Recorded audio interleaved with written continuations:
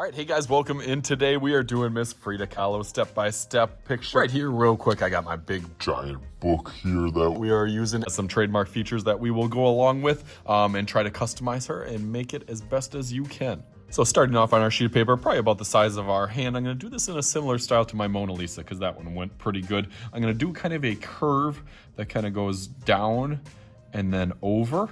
That's kind of her jawline. Very distinct jawline on hers, similar to how I started out my Mona Lisa. And then as I go over, it kind of goes a little bit out, back and forth, kind of wiggles around here until it goes up to the forehead.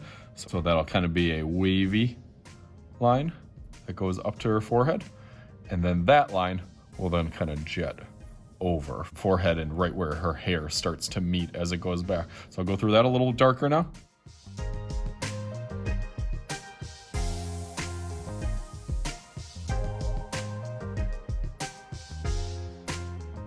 Add her eyes, which goes really, really close over here, kind of like our football starts to a shape. Sometimes I put a dot on each side just so I kind of know the spacing. Then I'm going to start with my arch line from one side to the other. And right inside will be that circle for the eye. And then underneath on the bottom, we'll kind of complete that football. A little small on this side and then opens up a little bit on this side. Nice and tight on that triangle. And then again, kind of opens up. These will be kind of colored in, except for kind of leaving a little bit of white on the inside. So just to give me a little idea. Get it? Idea. 1 and 2. Nice. Now we got the nose that kind of slopes, has a little slope that goes down. And then over. It kind of curves up there. And then a little nostril, you just see a little bit of curve on this side. And then over.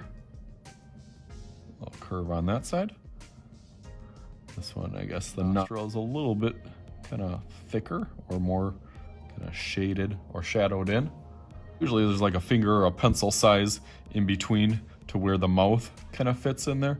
And her lips are really kind of protrude up to that M and then come down and over to a point. I kind of match it up as I look on here. You know, we kind of got that nose shape that we just did, got our footballs for the eyes, and then that outside parentheses.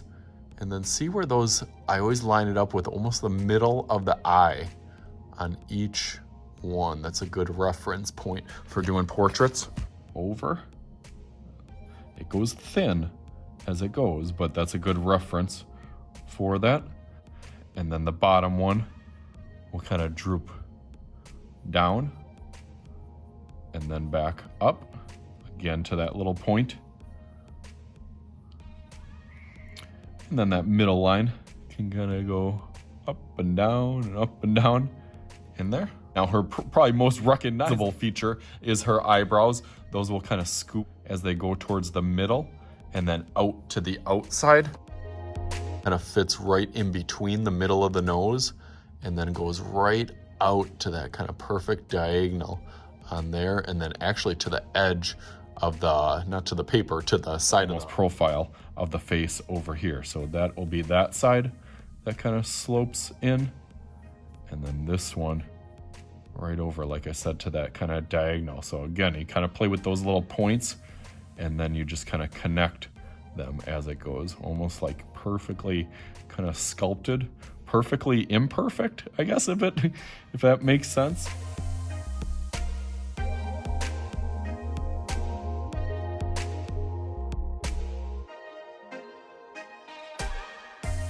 Now again, with the hair and neck, which one should I do? I'm gonna go with neck first. I'm gonna kind of bring this kind of slope down, and then it's really like elongated.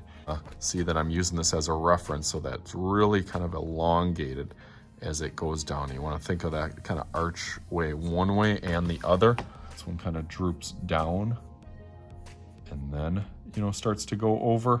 This one also a little bit beyond, you know, where her ear kind of will come out there.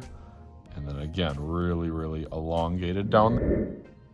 I haven't done that in a while. I forgot to hit pause. I did all this nice kind The hair work up here, but I forgot to hit play as I was doing it. So I'm kind of taking from this outside, kind of in between that little forehead, and giving it almost like a bunch of little kind of bumps that stretch across, you know, from here. So I really like the way that hairstyle kind of flows. Do that 1, 2, and then kind of a long one, and then 1, 2, 3, and then a bunch of little ones as it kind of ties down back to the ear. So that's what I was kind of doing. I was kind of going a backwards E, and then like a really long one, and then kind of a bump.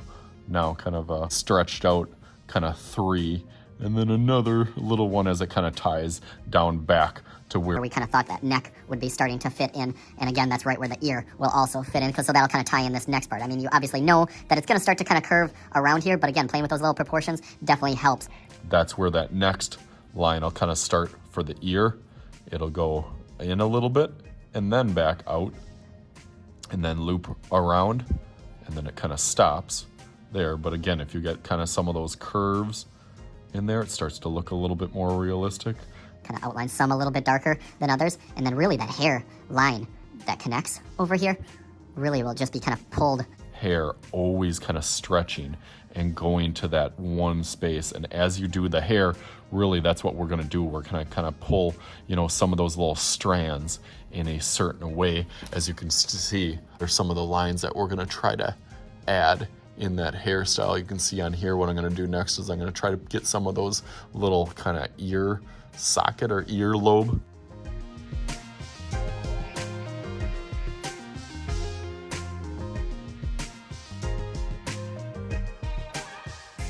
This is just a portrait, so kind of from the shoulders up, so we want to add kind of a hint of some shoulders over here. She was very, very stylish. So that's what I'm already thinking about, how I'm going to do my background with her. I'm going to add almost like the hint of a necklace or like some jewelry pieces on here. I'll probably add it almost like a layer on top of this shoulder and then kind of come down for her dress. She always had really extravagant outfits, stylized clothes, and especially with her Hispanic and Mexican culture, that she was, you know, basically a revolutionary for tapestries, jewelry, very authentic. Even on besides the picture that we are doing, look at that one, stylized hair and backgrounds and scenery. You know, having a lot of that kind of dark, kind of twisted, almost like surrealist views, you know, to some of her stuff, but very like nature and organic kind of feel to a lot of her work too. So it's kind of works throughout history, you know, have kind of some of those ups and downs. Now that I have that pretty well done, I'm gonna finish a couple little details and then outline that in Sharpie. Let's go through that real fast.